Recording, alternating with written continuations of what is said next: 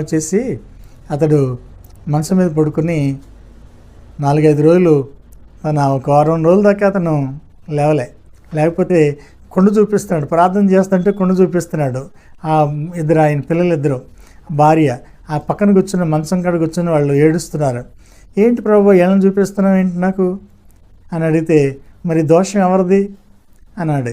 అంటే సర్లే నాయనా, మరి దోషం నాదే, నేనే కదా ప్రార్థన చేశాను, దయతో దోషం అనుకోలేదు, ఇది తప్పు అనుకోలేదు. ఎందుకంటే అతను ఉత్తుపునని కూడా తిడుతున్నాడు. పోనీ చేలోకి వెళ్తే ఏదన్నా నష్టం జరిగితే తిడితే బాగుండు, ఉత్తుపుననే తిడతాడు.